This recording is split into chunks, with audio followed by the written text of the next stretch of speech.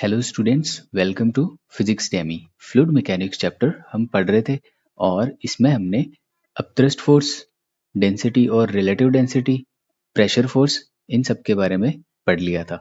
एक टॉपिक आपका बचा हुआ है, relation between pressure force and upthrust, या फिर हम इसको बोल सकते हैं प्रूफ ऑफ आर्किमिडीज प्रिंसिपल। तो देखते हैं कि प्रेशर फोर्स और अपथ्रस्ट फोर्स में क्या रिलेशन है। अब हमने एक कंटेनर लिया है और इसमें लिक्विड फील्ड है। इस लिक्विड में ये एक सॉलिड ऑब्जेक्ट क्या कर रही है, फ्लोट कर रही है। अब इस सॉलिड ऑब्जेक्ट पे जो नेट प्रेशर फोर्स लगेगा उसकी डायरेक्शन क्या होगी, वर्टिकली अपवर्ड। और इसी नेट प्रेशर फोर्स को हम क्या बोल देते हैं, अपथ्रस्ट फोर्स या बॉयंसी फोर्स। इसका मतलब अगर कोई ऑब्जेक्ट किसी लिक्विड या फ्लूइड में फ्लोट कर रही हो या फिर सबमर्ज्ड हो तो उस पे लगने वाला नेट प्रेशर फोर्स ही क्या होता है, अपथ्रस्ट फोर्स होता है। ठीक है, इसका मतलब फोर्स तो एक ही है, बस उसके दो डिफरेंट नेम्स हो गए, दो डिफरेंट साइंटिस्ट ने दे दिए। पास्कल ने क्या बोला कि ये नेट प्रेशर फोर्स है और आर्किमिडीज ने बोल दिया कि ये अपथ्रस्ट फोर्स है। और यही हमें क्या करना है, प्रूफ करना है कि जो ये दोनों फोर्सेज हैं वो क्या है, सेम है, एक ही है। अब देखिए, जो आपका अपथ्रस्ट फोर्स है वो किसके इक्वल होता है, volume immersed density of liquid into g effective. और जो ये वाली टर्म है वो एक्चुअल में है क्या, वेट ऑफ डिस्प्लेस्ड लिक्विड। यानी कि जो सॉलिड ऑब्जेक्ट है वो लिक्विड का जितना वॉल्यूम डिस्प्लेस करती है उसका वेट जो है वही क्या होता है, अपथ्रस्ट फोर्स के इक्वल होता है। अब देखिए, जो अपथ्रस्ट फोर्स है वो वेट ऑफ सॉलिड ऑब्जेक्ट के इक्वल होता है। कब, जब सॉलिड ऑब्जेक्ट क्या कर रही हो, फ्लोट कर रही हो। अब हम देख लेते हैं कि जो नेट प्रेशर फोर्स है वही क्या होता है आपका, अपथ्रस्ट फोर्स। तो चलिए नेक्स्ट स्लाइड में। अब यहाँ पे फिर से मैंने एक कंटेनर ले लिया और कंटेनर में एक लिक्विड फिल कर दिया। इस लिक्विड में क्यूबॉइड शेप की एक सॉलिड ऑब्जेक्ट क्या कर रही है, फ्लोट कर रही है। और ये सॉलिड ऑब्जेक्ट h डेप्थ तक लिक्विड में क्या है, इमर्ज्ड है।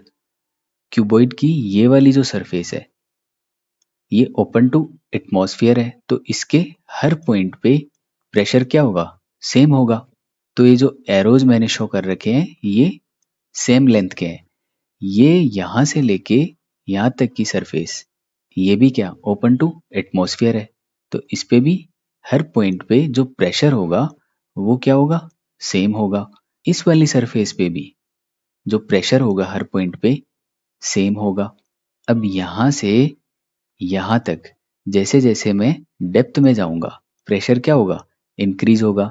और इसीलिए मैंने इन एरोज की लेंथ को क्या, इंक्रीज करा है जैसे जैसे मैं नीचे की तरफ जा रहा हूँ। सेम तरीके से इस वाली सरफेस पे भी प्रेशर क्या होगा, जैसे जैसे मैं नीचे की तरफ जाऊंगा प्रेशर इंक्रीज होता जाएगा। क्यूबॉइड की ये वाली जो सरफेस है इस पे जो प्रेशर लग रहा है वो हर पॉइंट पे सेम होगा। क्यों, क्योंकि ये वाली जो सरफेस है लिक्विड में हॉरिजॉन्टली है, तो इसके हर पॉइंट पे प्रेशर क्या होगा, सेम होगा। इसीलिए मैंने ये एरोज जो है इनकी लेंथ सेम ले ली है। अच्छा, ये वाली जो एरोज है इनकी जो लेंथ है वो मैंने बाकी एरोज से ज़्यादा ली है। क्यों, क्योंकि जो बॉटम सरफेस है वो सबसे ज़्यादा डेप्थ में है, तो वहाँ पे प्रेशर भी क्या होगा, सबसे ज़्यादा होगा। अब इस वाली सरफेस पे जो नेट फोर्स होगा प्रेशर के कारण वो हम डायरेक्टली निकाल सकते हैं, क्योंकि प्रेशर क्या है, हर पॉइंट पे सेम है और उसको मैंने मान लिया F1। सेम तरीके से यहाँ से यहाँ तक की जो सरफेस है क्यूबॉइड की उस पे जो नेट फोर्स है वो मैंने मान लिया F3। और इस वाली सरफेस पे यहाँ से यहाँ तक जो फोर्स है प्रेशर के कारण वो मैंने मान लिया F2। यहाँ से यहाँ तक जो फोर्स है प्रेशर के कारण वो मैंने मान लिया F4। और सेम तरीके से इधर से लिक्विड के कारण सरफेस पे जो फोर्स लगेगा उसको मैंने मान लिया F5। और नीचे की तरफ से इस वाली सरफेस पे जो फोर्स लगेगा उसको ले लिया मैंने F6। अब देखिए point number 1, F1, F2, F3 और F4 ये हम डायरेक्टली निकाल सकते हैं क्योंकि प्रेशर क्या है, कांस्टेंट है हर पॉइंट पे। सरफेस के हर पॉइंट पे प्रेशर क्या है, कांस्टेंट है, यूनिफॉर्म है। F4 और F5 इनको निकालना पड़ेगा इंटीग्रेशन से क्योंकि प्रेशर क्या हो रहा है, चेंज हो रहा है, हर पॉइंट पे प्रेशर क्या है, डिफरेंट है। सेकेंड पॉइंट देखिए, F2, F3, F2, F3 और F4, F5 ये क्या होंगे, आपस में कैंसिल आउट हो जाएंगे। क्यों? क्योंकि ये आपस में इक्वल है और इनकी डायरेक्शन क्या है, अपोजिट है, एक दूसरे के अपोजिट है। तो F2, F3 और F4, F5 आपस में कैंसिल आउट हो जाएंगे। पॉइंट नंबर 3, इसमें देखिए जो नेट प्रेशर फोर्स जो है ऑब्जेक्ट पे वो कितना बचा, F6 माइनस F1, क्योंकि F2, F3 और F4, F5 ये तो क्या हो गए, कैंसिल आउट। बचे कौन से फोर्स, F6 और F1। तो जो नेट प्रेशर फोर्स आया उसकी डायरेक्शन क्या हुई, वर्टिकली अपवर्ड। क्यों? क्योंकि F6 जो है वो F1 से बड़ा है। अब हम क्या करते हैं, F6 और F1 की वैल्यूज पुट कर देते हैं। देखिए F6 कितना होगा, P नॉट प्लस रोजी एच इंटू एरिया, और F1 कितना होगा, P नॉट इंटू एरिया। तो यहाँ से P नॉट ए और P नॉट ए ये तो कैंसिल आउट हो गए, बचा क्या, रोजी एच ए। अब जो एच ए है वो क्या है, इमर्स्ड वॉल्यूम। ये देखिए ये वाला जो वॉल्यूम है सॉलिड ऑब्जेक्ट का, क्यूबॉइड का, वो क्या है, लिक्विड में इमर्स्ड है इतना वॉल्यूम। एरिया तो ये वाला हो गया और ये वाली हाइट हो गई। तो यहाँ से जो नेट प्रेशर फोर्स है वो क्या आ गया हमारे पास, density of liquid into g effective into volume immersed. अब क्योंकि जो कंटेनर है वो क्या, रेस्ट पे है, तो जी इफेक्टिव किसके इक्वल है, जी के इक्वल है। और यही क्या था हमारा अपथ्रस्ट फोर्स। इसका मतलब जो नेट प्रेशर फोर्स है वही क्या है, अपथ्रस्ट फोर्स है। बस ये जो नेट प्रेशर फोर्स है ये हम निकालते हैं पास्कल्स लॉ से, और जो अपथ्रस्ट फोर्स है इसके बारे में हमें बताया था आर्किमिडीज ने। तो फोर्स तो ये एक ही है। अब कुछ इंपॉर्टेंट पॉइंट्स बचे हैं वो देख लेते हैं। पहला देखिए, ये कोई लिक्विड है और लिक्विड में एक स्फेरिकल बॉल जो है वो क्या है, सबमर्ज्ड है। इस वाले डायग्राम में ये जो एरोज है, ठीक है, लेंथ ऑफ एरो जो है वो क्या शो कर रही है, प्रेशर को।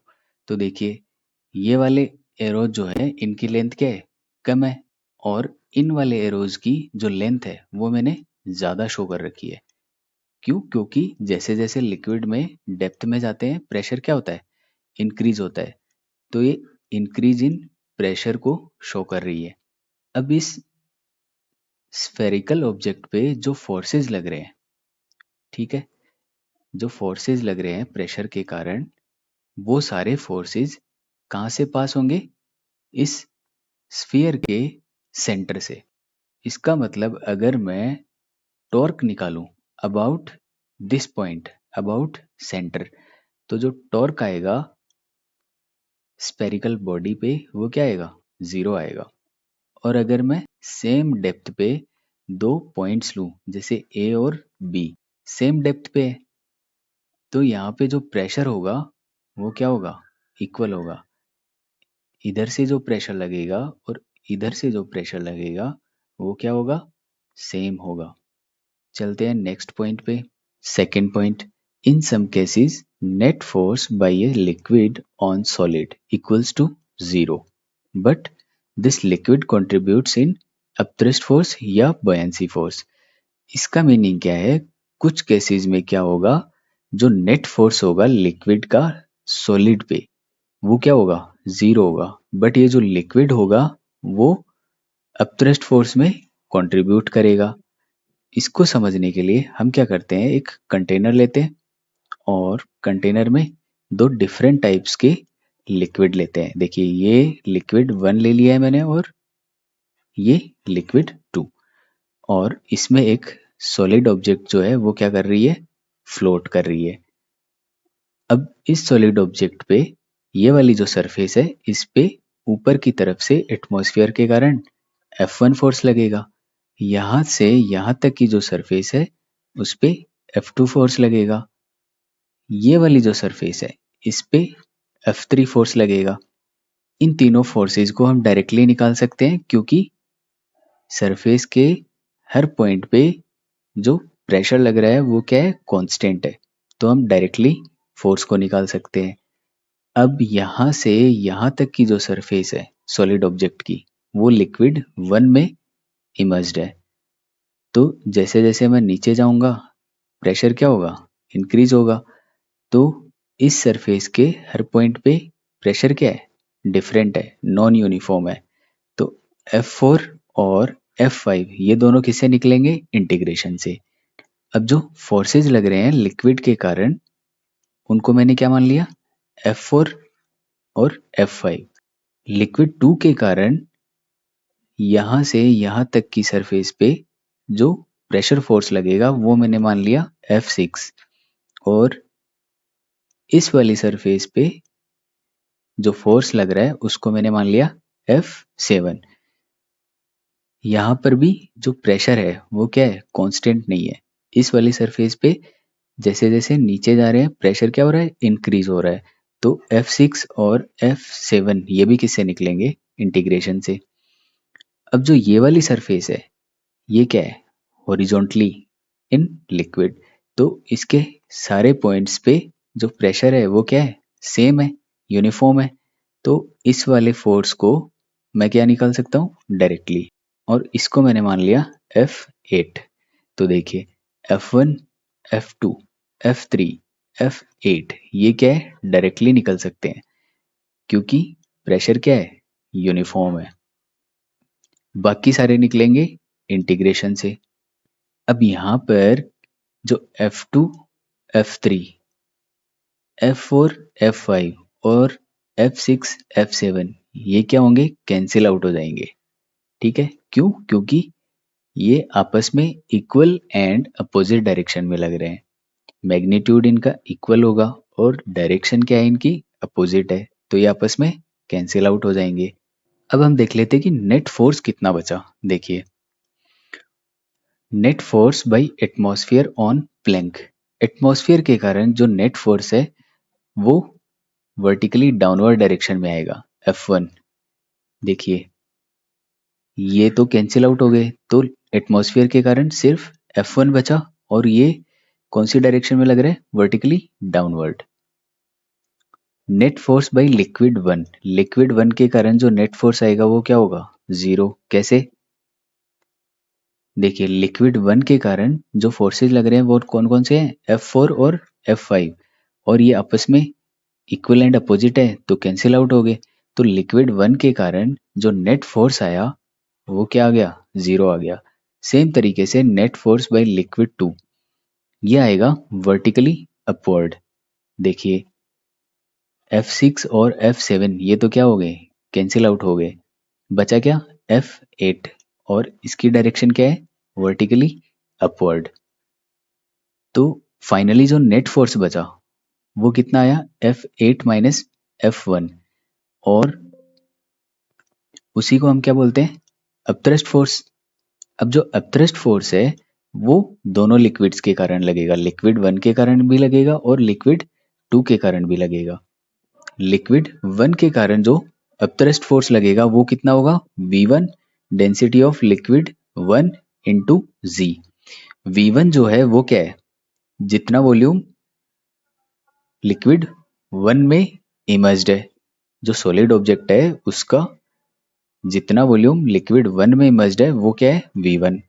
और इसी तरह से जो अपथ्रस्ट फोर्स लिक्विड 2 के कारण लगेगा वो कितना आ जाएगा, V2 density of liquid 2 into जी।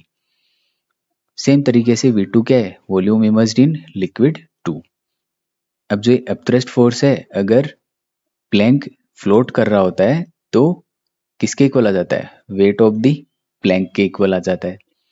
यहाँ से हमारे पास क्या आ गया, net force by liquid one वो तो है 0 सॉलिड ऑब्जेक्ट पे, बट जो immersed volume in liquid one है वो कंट्रीब्यूट कर रहा है अपथ्रस्ट फोर्स में। तो आज के लेक्चर में इतना ही था, मिलते हैं नेक्स्ट लेक्चर में, और नेक्स्ट लेक्चर में हम स्टार्ट करेंगे फ्लूइड डायनेमिक्स।